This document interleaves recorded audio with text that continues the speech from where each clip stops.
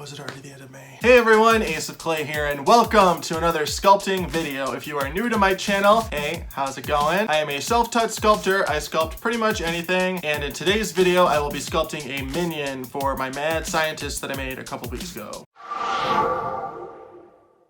Now, this guy ends up looking a little more like the mad scientist's business partner, but like how boring of a title would that be? Sculpting a business partner. So I went with Minion instead. He ends up being this cool little character that I really like, and I hope you like him too. Now, before we get started, I just want to invite you to like and subscribe, and now let's get started.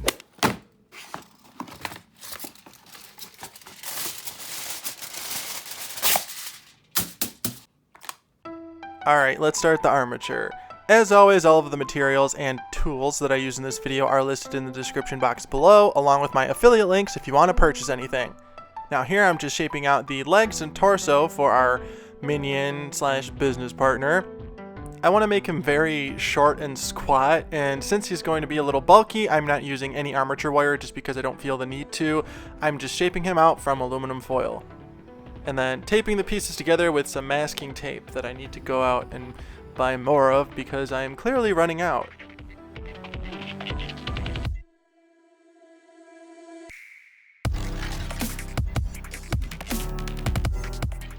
Once the structure of the body is complete, I'm just covering the entire thing in some Super Sculpey. I ran this through my pasta maker on the thickest setting, and I'm just adding the pieces like so until the entire thing is covered. Once all of the clay has been applied, I am just smoothing everything out with my fingertips to get ready for the details.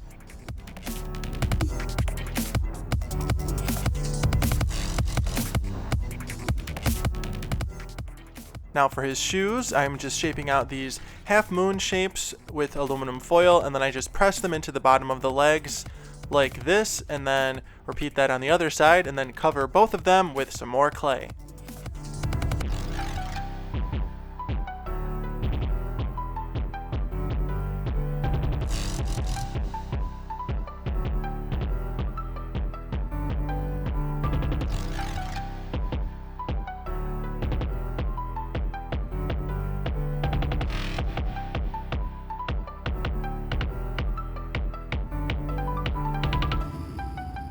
After finishing off the bottom of the shoes, I'm just adding some more clay to the top and the back of them so that they're a little bit bigger.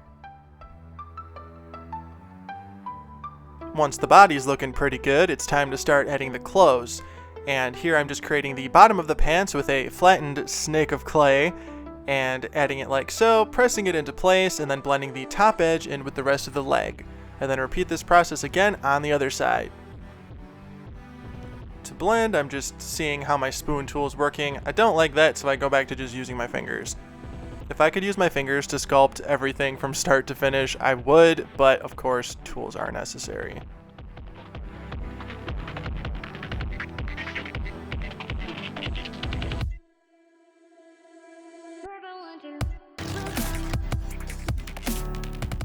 Once both of the pant legs are done and smooth, it's time to start adding some folds and wrinkles.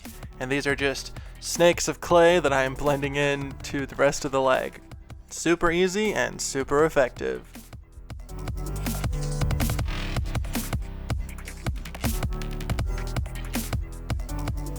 Once all of the folds and the pant legs are done, I'm going to poke a hole through the shoulder area like so using a bamboo skewer. This is going to be where I will insert the armature for his arms. Once that's good to go, it's time to add the neck. This is just with another bamboo skewer trimmed to size, and then now I'm going to start his lab coat. And I ran this through my pasta machine on the 4th thickest setting, and then I'm just pinching the edges here of the piece I cut out so that it's not a flat edge at the bottom of the coat, so it's more natural looking. And I just added that, trimmed it to size, and now I'm blending the top in with the rest of his body. Once the bottom of his coat is done, it's time to add some clay around his neck.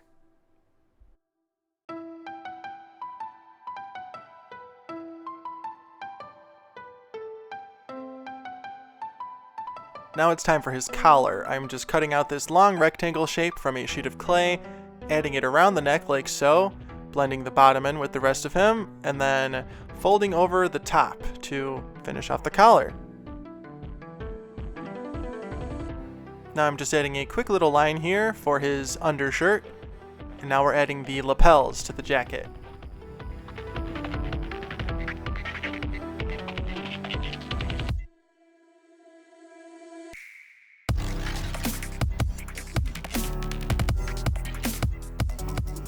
Now we're just finishing those off like so, and then we finish off the rest of his coat by connecting the open part at the bottom with the top part. Adding a couple buttons like that, using my ball stylus to shape them a little bit, making sure they're both the same size. That's looking pretty good. Let's make some pockets now. But wait, before we make the pockets, we have to put the wrinkles on. There we go. Just adding these like so, making it look like the buttons are pulling.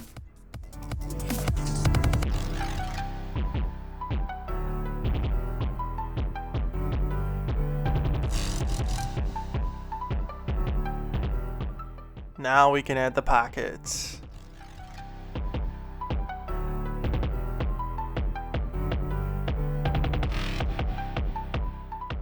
Now once all of those are in place, I'm just using my Dental Explorer tool to create some stitching around the edges.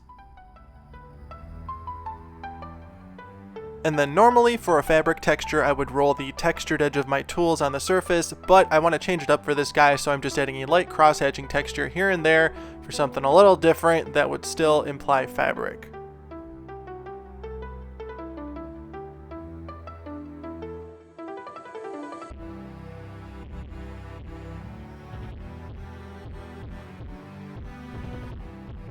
Now to sort of heighten the detail and give him a little bit more visual interest, I am just nicking certain areas of his clothes with my Dental Explorer tool to weather things a little bit. So it's not a brand new lab coat, he's been using it for a while.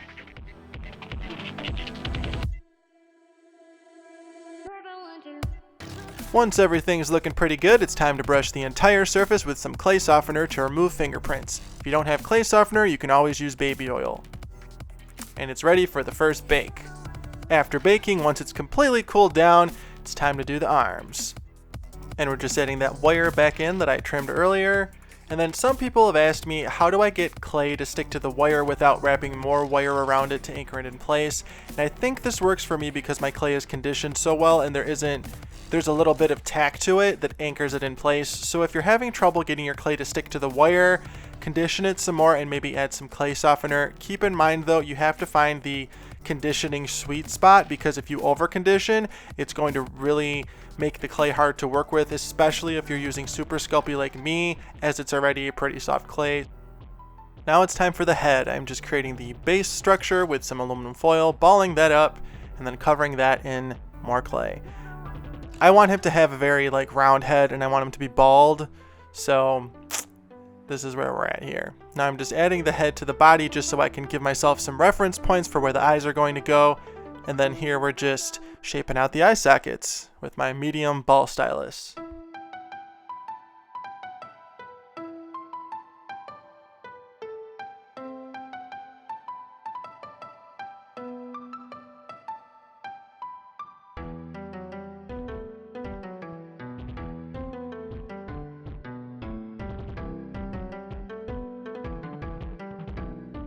Once that's looking pretty good, I'm just deepening the areas where the eyes will be, and I want one eye to be bigger than the other, so I'm making a bigger hole for one and a smaller one for the other one. Obviously. Now I want his face to be pretty expressive, so I'm going to give him a raised eyebrow. So for the other side, on the eyebrow that will be lower, I'm adding a lower eyelid to that eye to give it a squinty look. Now it's time to add the brows.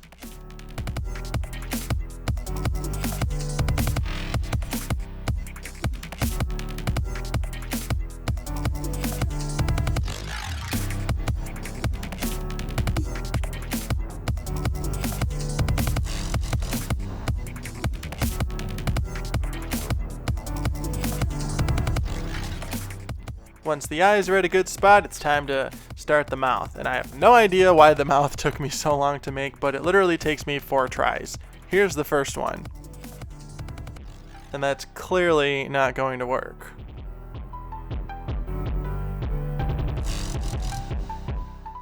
No, absolutely not. Try number 2. Now, let's see what a frown looks like.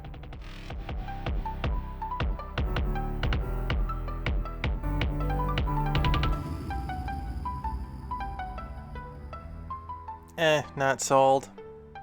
Attempt number 4. We're going to approach this try a little differently and shape out the sides of the mouth, smile lines, and cheeks first before adding the lips. Doing it this way and being patient really paid off. Wow, it's working. Time for cheeks. Okay, now let's add the lips and see what happens.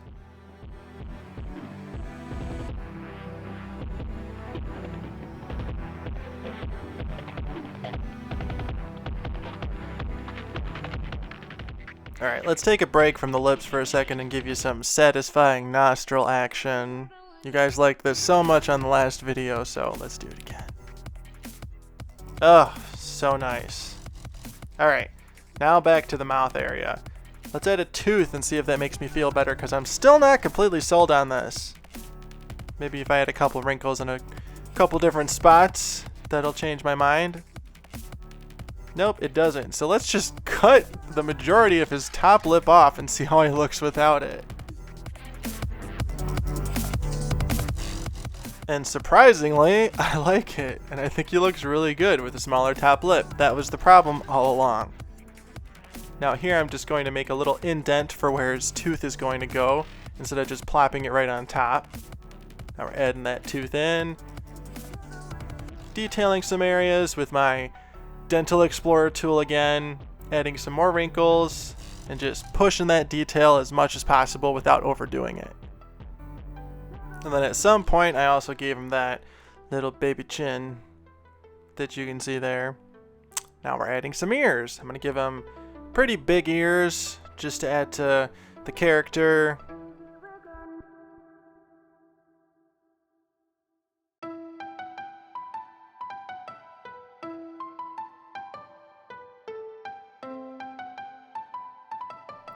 And then for one of the last details, we're just going to give him a really big mole over one of his eyes.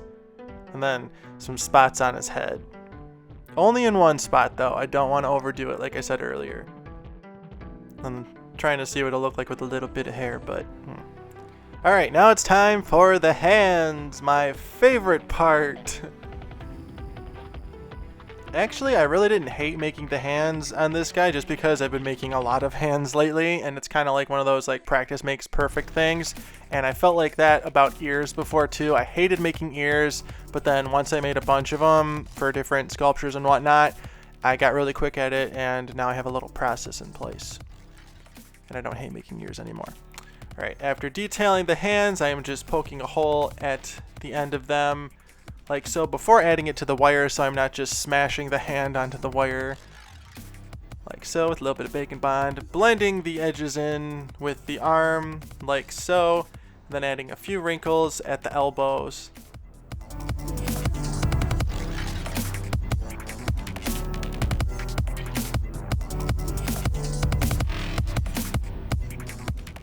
And then I want his gloves to sort of be stretched over his sleeves, so I'm just doing that here, just adding that snake of clay to the end of them, blending one edge in, and finishing those off. Adding some final details. Now I'm attaching the head. Normally I pre-bake the head first, but I didn't really feel the need to in this case, and he's ready to bake anyway. After brushing with clay softener, of course, to remove fingerprints. And then once he's baked, cooled down, and all that, it's time to paint. For his lab coat, I'm using FolkArt Warm White.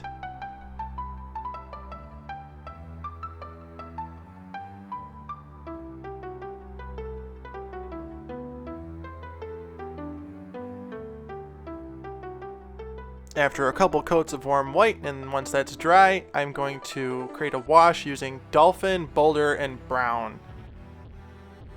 And I just made this wash by mixing those three colors together and adding water. And then once I paint it on the surface, before it dries, I am brushing off the excess with my paper towel, keeping most of the pigment into the nooks and crannies.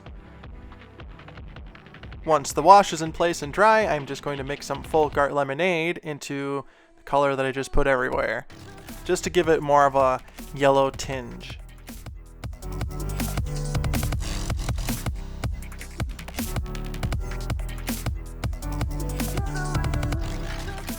Once that wash is completely dry, I'm just going to dry brush some warm white onto the surface, like so, just hitting all of those raised areas to highlight and brighten the lab coat.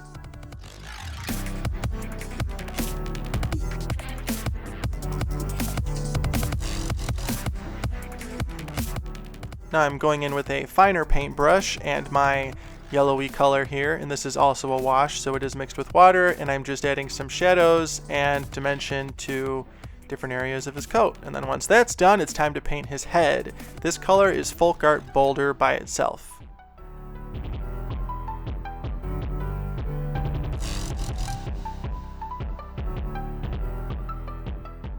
Once the head's completely dry, it's time to darken some areas. I created this color by adding some pure black to my Boulder color. And I'm just going into a bunch of different areas here, making sure to get it, again, into all the nooks and crannies.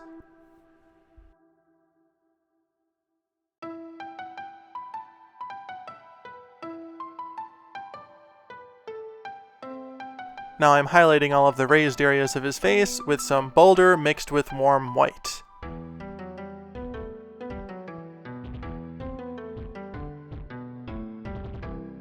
Now to get some blood flowing into this guy, I'm just going to use some FolkArt Cameo Blush. And I mixed that in with my lightened Boulder color, and I'm just going to go over the raised areas again with that. Now I'm painting his eyes using some warm white.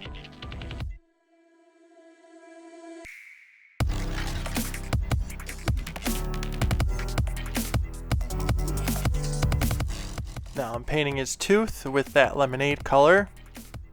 And then while everything's drying on his face, I'm just going to dry brush some titanium white all over the surface just to brighten his coat a little bit more.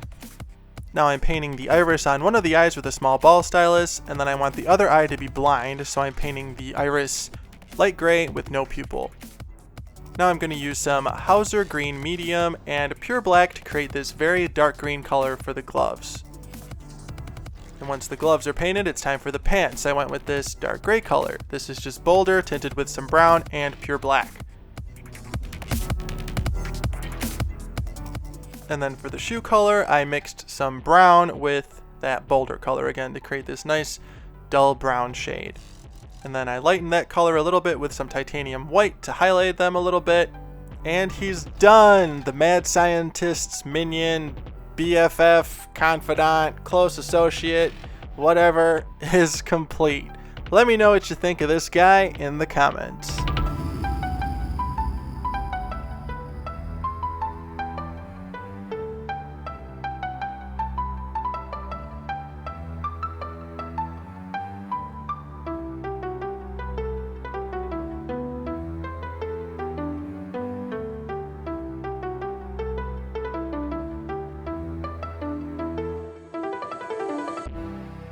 And that's a wrap. I hope you like the little mad scientist, minion, business partner, whatever you want to call him. And just for size reference here, he's really short compared to his boss. And I kind of like to think he's the one with the brains and he's the one that takes all the credit. And then if you got any cool name ideas for these guys, leave them in the comments. The music for this video was provided by Tiff Music. I will link his YouTube channel and his Patreon down below. As always, thank you so much for watching and being here. Be sure to like, comment, and subscribe. Follow me on Instagram, Facebook, and Twitter at Ace of Clay, and I will see you in the next one.